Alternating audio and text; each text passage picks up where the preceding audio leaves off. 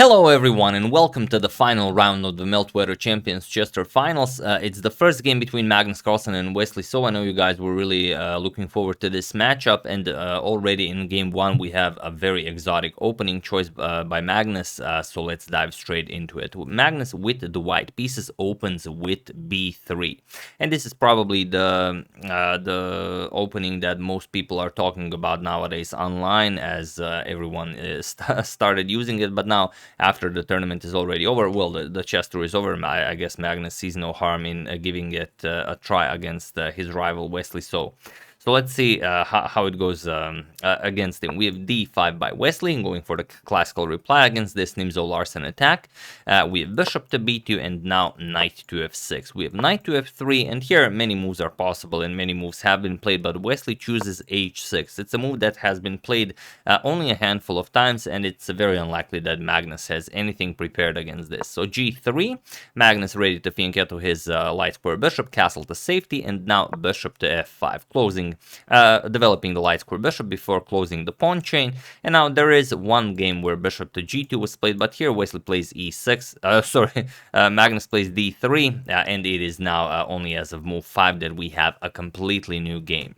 So Wesley grabs more space in the center, we have c5, and now bishop to g2. We have knight to c6, continuing development, and now knight to e5. An excellent square for the knight. If Wesley wants to trade, then bishop can simply capture, and it will be an excellent square for the bishop, at least for the moment. So knight captures, bishop captures, and now finally e6, closing the structure, as the light square bishop is now out of this structure.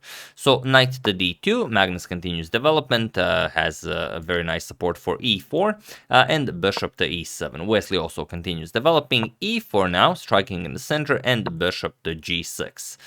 Magnus castles. Now he also has some ideas of maybe playing f4, f5, and Wesley just castles. We have queen to e2, connecting the rooks, developing the queen, and now bishop to h5, asking the queen to politely move, or you have to block with f3. But if you block with f3, you can't play f4, at least not right away. But this is what Magnus goes for. He plays f3, and now knight to d7, attacking the bishop, and now Wesley also might have some ideas of advancing his f-pawn. So Magnus goes back, bishop to b2, and d captures an e4 now. The pawn cannot capture as it's pinned, so you can only capture with the knight or the other pawn.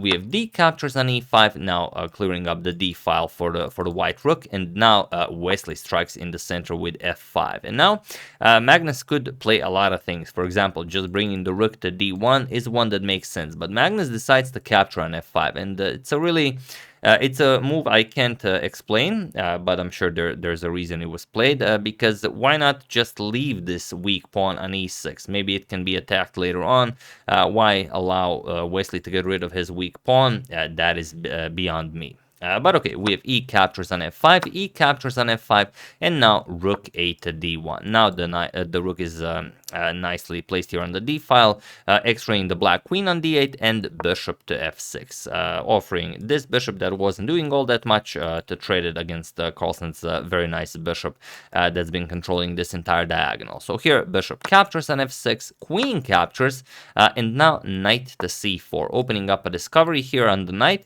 But before that, Wesley of course doesn't want to waste any tempi, so rook a to e8, challenging the queen. So first you have to move, and then we're gonna deal with the knight being attacked. So queen to f2, and now rook to e7, nicely defending, and if needed you can always double up on the f file, you can double up on the e file. So very, very flexible setup from Wesley. Rook to d6, attacking the queen here, and the queen to c3 now. We have rook back to d3, again attacking the queen, queen back to f6, asking Magnus, are you maybe interested in a nice draw by repetition? But Magnus says, nope, not for the moment. So he plays rook f to d1, doubles up on the d file, puts pressure on the knight here, and now knight to e5, attacking the knight here, attacking the rook here. So rook to d6, attacking the queen, and now queen back to f7. And only now does Magnus trade on e5. So knight captures, rook captures, and now it's a very interesting position, but there is one move that gives Magnus advantage to continue pushing this game. So feel free to pause the video and try to spot this idea while I give you a couple of seconds.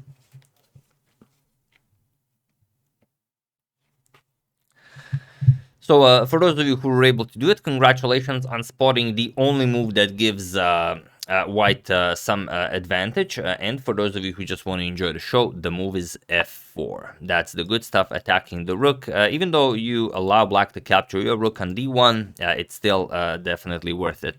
Some of you might have thought about bishop to f1 with the idea of just winning the game on the spot, but after king to h7, it's still not all that much, and maybe the bishop is better placed on g2. So, but it's a valid attempt. So congratulations to anyone who thought about bishop to f1 as well. But okay, after rook captures on e5, like we said, f4. Another thing is, if you capture on d1, we capture on e5, and we already have a passed pawn. The pawn is coming to e6. We will have very nice support along this diagonal.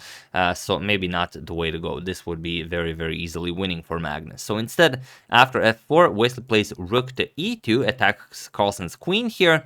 Queen captures on c5, that was the point. We win a pawn, and we attack the a7 pawn, threatening to win another pawn. b6, attacking the queen, and now queen to c3, still guarding our c2 pawn. So now Wesley says, all right, I'm down a pawn, but I better trade down to get rid of some of the pressure. So rook captures on g2, a temporary exchange sacrifice. King captures, as this was with check, and now bishop captures on d1. We have rook captures on d1, and now rook to e8. And now Wesley says, okay, I'm down a pawn, but your king is wide open. Shouldn't really be a problem holding this. So Magnus plays rook to e1.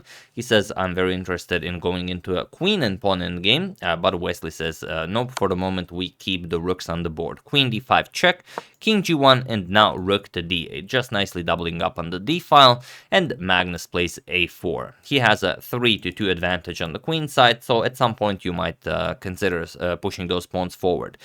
We have a5. Wesley prevents any further pawn pushes, and now king to f2. Magnus starts bringing the king into the game. King h7, and now queen to e5, offering a queen trade.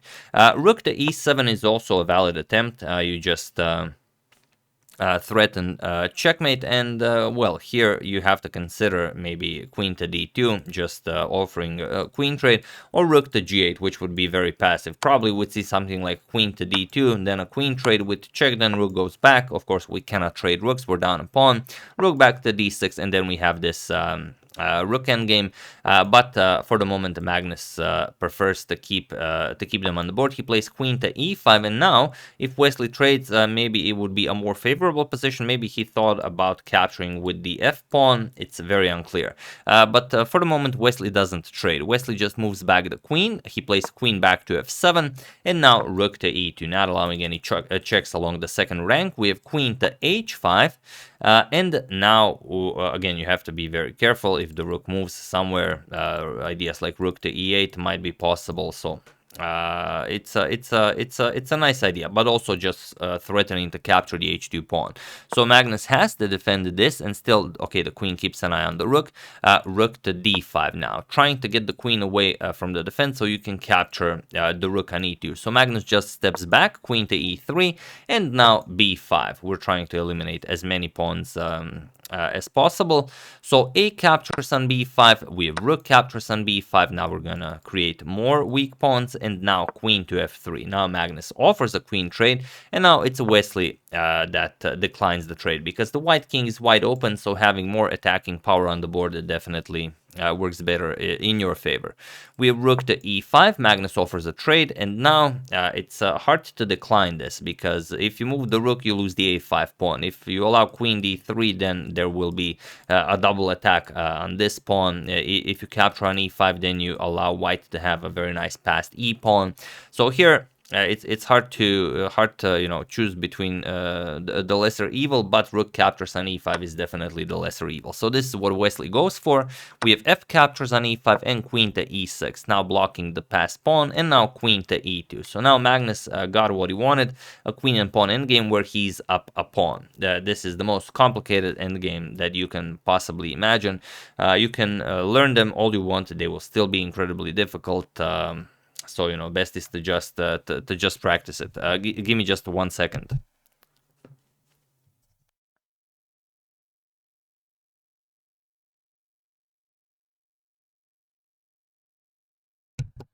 Sorry about that. Had to check if it was anything important. So after queen to e2, we have queen to c6 with check, and now Magnus plays king to f2. We have king to g6 by Wesley. Now comes h4, so just grabbing more space on the king side. We have king to f7, and now h5, not allowing any pawn pushes with some like g5 or g6. If you did it now, then Magnus would very happily capture, and you would have 3 pawn islands, so not something you want to do. So king to e6, and now we have c4. That is now a pass pawn. That is now a pass pawn. So Magnus the only one with a pass pawn here. Not one, but it's actually 2 pass pawns. So Wesley has to create some weaknesses. He plays a4, challenges the b3 pawn, and okay, Magnus captures on a4. We have queen captures on a4, and now queen to d3. Keeping an eye on everything, and now preparing just to start checking the black king. So the e5 pawn will be captured, but you can't keep an eye on everything.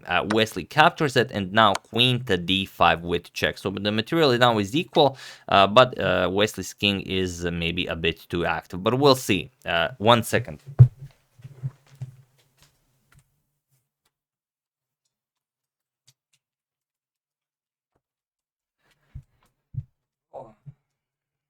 Sorry about that. Had to let Medo in the room. So queen to d5 with check, king back to f6, and now queen to d6 with check. We have king to f7, and now queen to g6 with check. Checking whether you can win some pawns here. Maybe you can win this pawn, maybe you can win this pawn. King to g8, and now we have queen to e6 with check. And now it seems like not that bad of a thing. Maybe if we move our king, white will capture this, we're gonna capture this, but that's not how chess works. If Wesley plays king to h8, Magnus would just play queen to c8 with check, and after the king moves, king h7 only move, well, only useful move, this is also possible, and then we just pick up this pawn with check, and then we still protect our pass pawn, and we push this pawn to victory. So that would be the idea.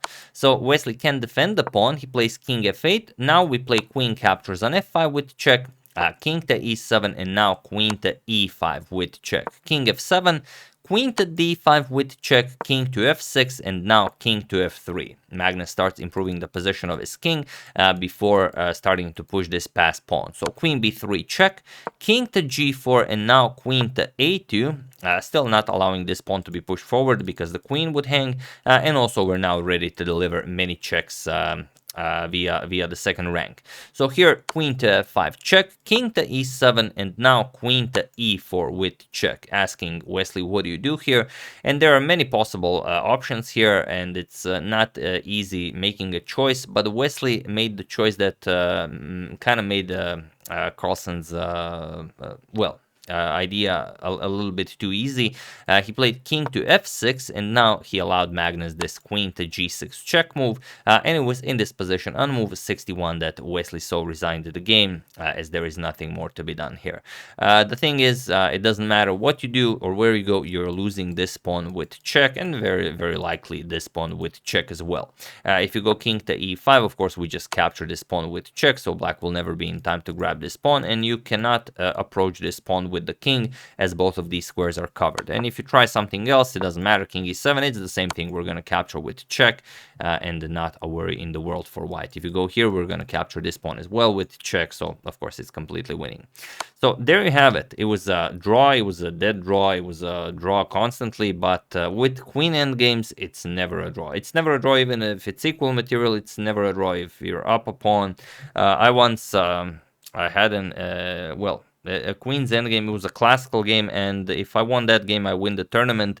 And I have a queen and pawn endgame. I even traded down into it willingly. I was up a pawn, and then all of a sudden I could not win the game. It was constantly a draw, and then of course I overpushed and lost the game. So queen and pawn endgames, always a joy for everyone. Do study them, as they are, very, very complicated. So yeah, game one goes to Magnus. Hope you guys enjoyed it, and we're gonna continue, of course, showing this match since so many of you requested it, and of course the other games from the tournament. So yeah, that's the game. Hope you guys enjoyed it. I would like to wish a very happy birthday to Anna Paula.